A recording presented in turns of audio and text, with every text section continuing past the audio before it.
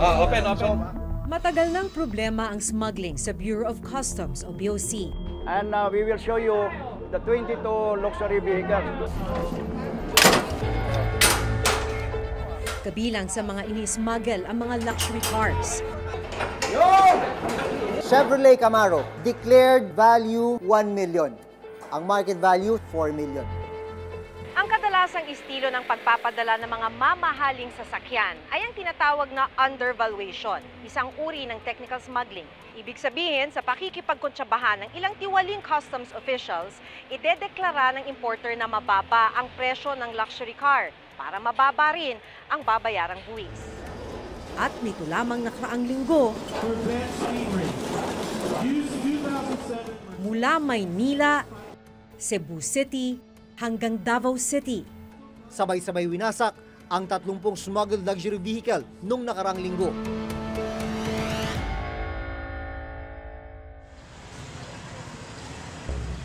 Ang mga magagarang kotse na hanggang pangarap lang kayang abutin ng karamihan sa mga Pilipino, dahan-dahan pinitpit at ginulungan ng bulldozer. There are still 3 modes of destruction.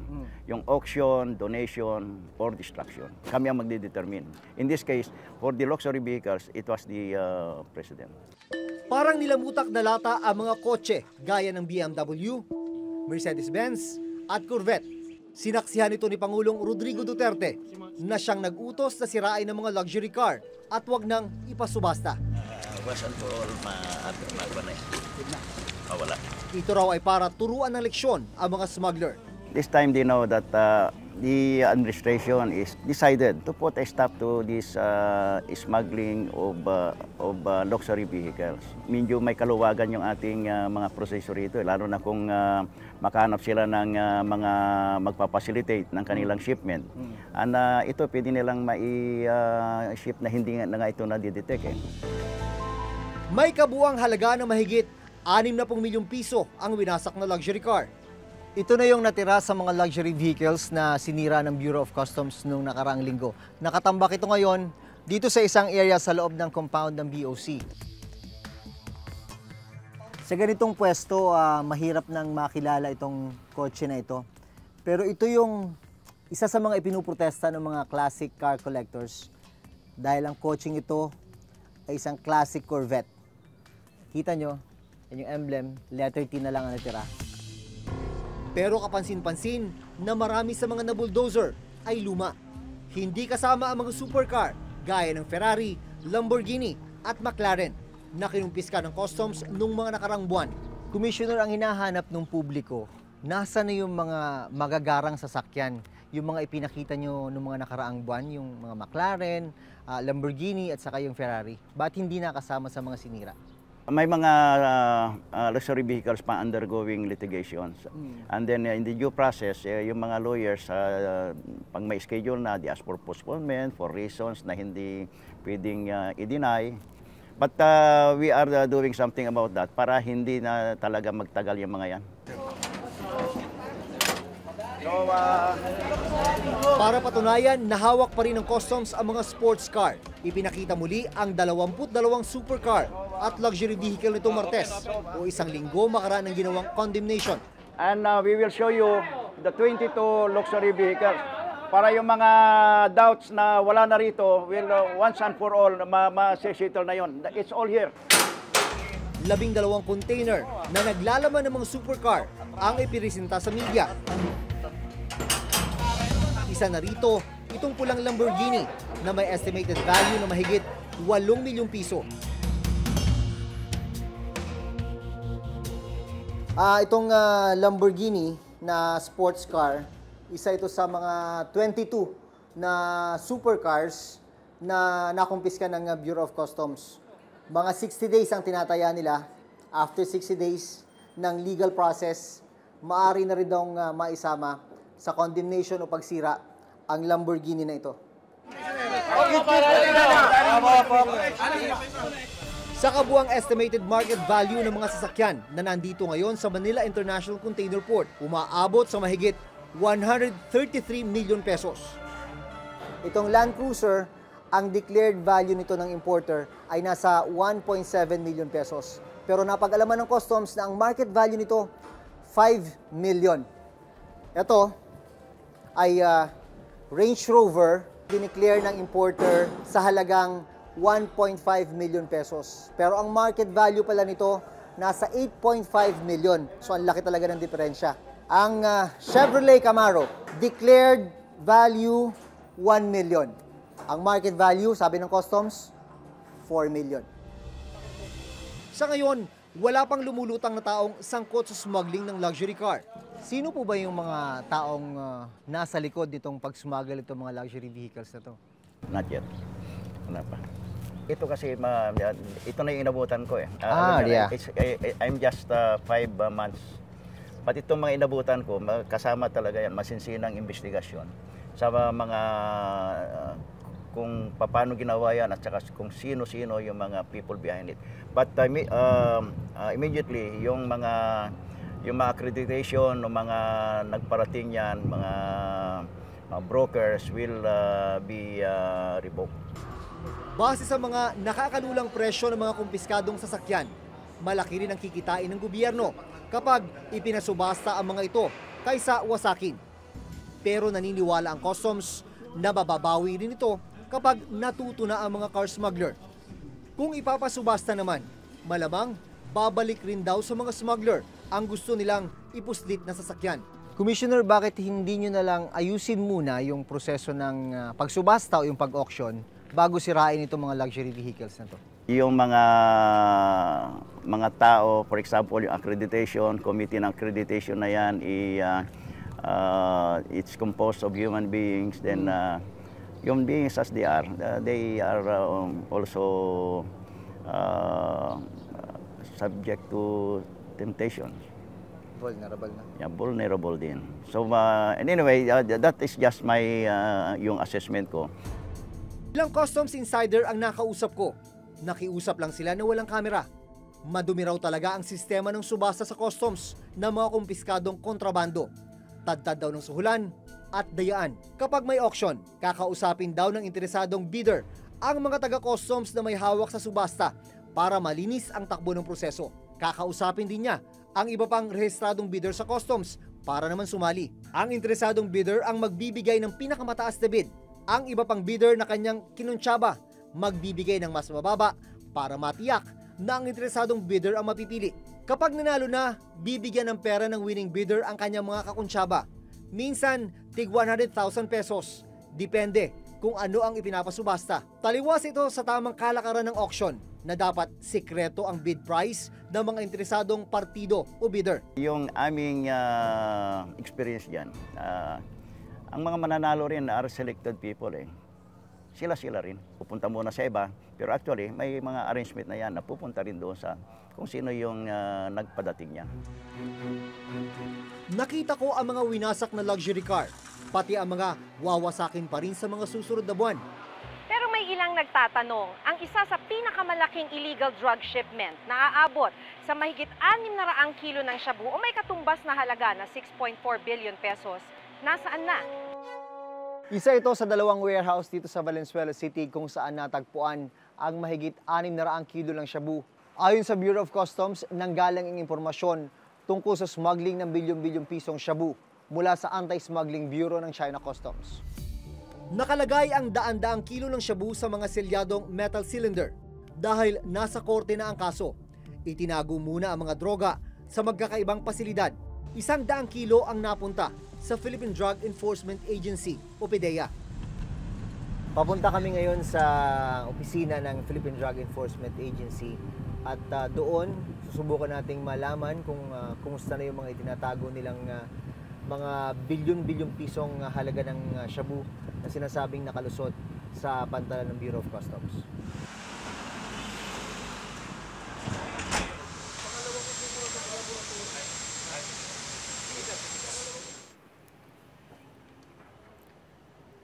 Pinayagan na akong makapasok ngayon dito sa Philippine Drug Enforcement Agency compound at mapuntahan yung laboratory building para makita yung lugar kung saan itinatago yung mahigit 100 kilo ng shabu, bahagi ng shabu shipment mula sa China.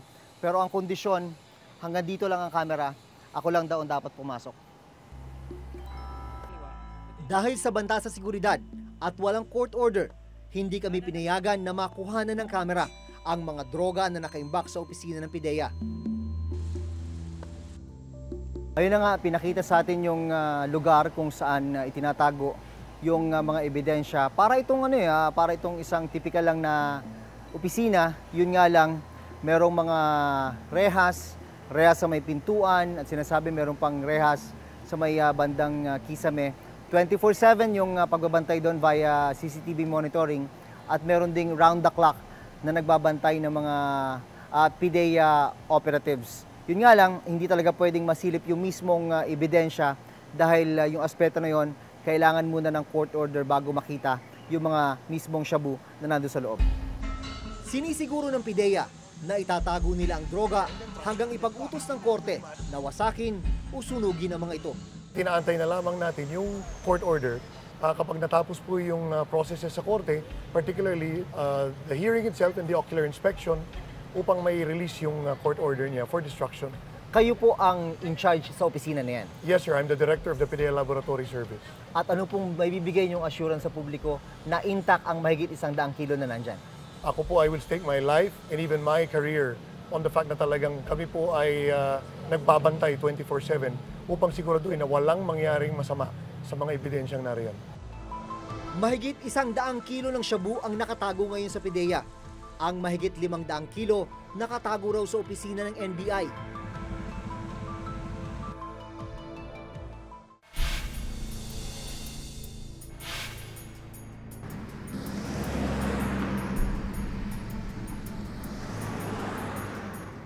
Naging kontrobersyal ang pagpasok sa bansa ng 6.4 billion pesos na shabu mula China. Sinubukan ng Reporter's Notebook na hanapin kung saan nakatago ang nakumpiskang droga. Una naming pinuntahan ng PIDEA at sinabi nilang hawak pa rin nila ang 100 kilo ng shabu. Ang mahigit 500 kilo ng shabu ay nasa kustodiya naman ngayon ng National Bureau of Investigation o NBI. They agreed that the 506 kilos will be sa NBI and then the 100 kilos will be sa PIDEA. Siniguro rin sa aming team ni Attorney Galicia na walang labis at walang kulang ang shabu na nasa crime lab ng NBI. The NBI has been a very secured place. I think this is one of the most secured places in the country right now because of the security measures that we are adopting. Pero kailangan daw maghintay ng PIDEA at NBI ng court order na pwede nang sunugin ang drug shipment. Ito ang mga investigasyon ay nagdulot ng... Minsan nang pinuna sa isang pagdinig sa Senado kung bakit hindi pa rin sinisira ang mga nakumpiskang droga. Pero ang mas malaking tanong, masira man ang mga kontrabando, napanagot naman ba ang mga taong sangkot sa smuggling? Sa nangyaring pagpuslit ng 6.4 billion pesos na shabu, sinampahan ng Department of Justice o DOJ ng kasong paglabag sa Comprehensive Dangerous Drugs Act of 2002. Ang may-ari ng Hongfei Logistics na si Chen Julong o Richard Tan, ang itinuturong middleman na si Kenneth Dong, customs fixer na si Mark Ruben Taguba II, ang may-ari ng EMT Trading na ginamit daw na consignee para mailusot ang droga na si Erin May Tatad, at iba pa. The courts have already issued warrants of arrest for Mr. Kenneth Dong and the rest of the accused. So I tried to tell him, anong planon mo? Because we will assist you sa pag-surrender. May inaantay pa kasi kaming motion for reconsideration sa DOJ and I think he's hopeful na ma-reverse pa. Nito lamang Enero 2018, sumuko sa NBI si Mark Taguba. Dahil po doon sa mga threats po na nakukuha niya, galing na rin po doon sa mga tao na binulgar niya, na may ginagawa mga kalokohan dito sa Bureau of Customs, ay minarapat niya na humingi ng tulong sa korte. Na imbis na siya ay ilagay doon sa mga regular na mga selda sa City Jail, ay doon na lang po siya mamalagi sa NBI para masiguro po na talagang wala pong gagawa ng masamang bagay sa kanya. Positibo ang kampo ni Taguba na mababasura ang kasong isinampa laban sa kanya. Wala silang ebidensya lamang kay Mark Taguba. Nandun yung mga bill of lading, nandun yung mga commercial documents, nandun yung isang certification ng mismo galing sa China na ang laman lamang ng container ay ito lamang.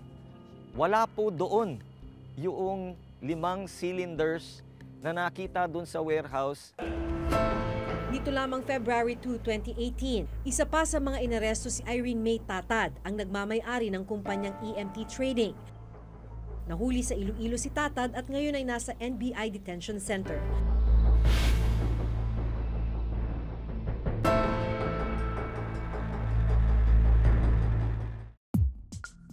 Pero kapansin-pansin na walang opisyal ng customs ang kasama sa mga kinasuhan. Nangyari ang pagpuslit ng bilyong pisong halaga ng droga sa ilalim ng pamumuno ni dating Commissioner Nicanor Faeldon. Ikaw pupunta doon? To turn over mo yung sarili mo? Oh, yes. Because meron ng contempt eh. Meron ng arrest order eh. So bakit ko pa sila pahihirapan? Una siyang idinitain sa Senado noong September 2017 matapos tumangging humarap sa investigasyon ng 6.4 billion peso drug shipment. You've been telling the public that I do not want to participate. Be ready to take this man. I'm ready, Your Honor. I know you're ready. I know you're ready, and I'm glad you're doing this. Do not pretend that I do not want to participate. I've told you this since September 11 when I choose not to face you told here me? because, Your Honor, with your respect to you, I do not believe. You're out of line. You're- You wait for a question to be asked and you may answer. Dito lamang January 30, 2018, ipinag-utos ng Senado na ilipat siya sa Pasay City Jail matapos ang mainit nilang sagutan ni Senador Richard Gordon sa Senado. Matinding hamon ngayon sa gobyerno kung papaanong mapapanagot ang mga malalaking taong sangkot sa pagpupuslit ng droga at iba pang kontrabando sa mga port sa bansa. Ultimately talaga, how to break the deeply rooted system of corruption will be the challenge still remaining on the shoulders of the Commissioner of Customs. Pinasa na yung batas na updating the Customs Modernization Law. No? So yung batas natin na bago na. Ang kailangan na lang talagang i-pursue is automation. Remove human discretion as much as we can. Para yung opportunities na nag-exercise sila ng discretion ay matanggal. Kasi yun naman yung pinaka-root ng corruption doon. Ayon kay Customs Commissioner La Peña, seryoso ang ahensya na labanan ng korupsyon at katiwalian. Katunayan, sa unang 3 buwan pa lang niya bilang pinuno ng BOC, halos 200 na ang nabigyan ng sanction o parusa gaya ng suspension at 25 na ang natanggal dahil sa katiwalian.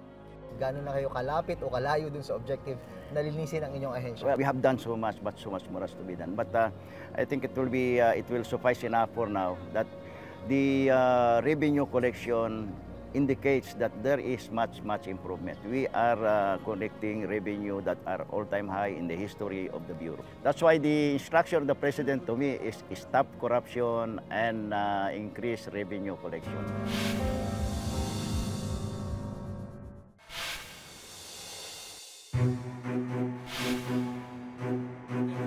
Containers lahat.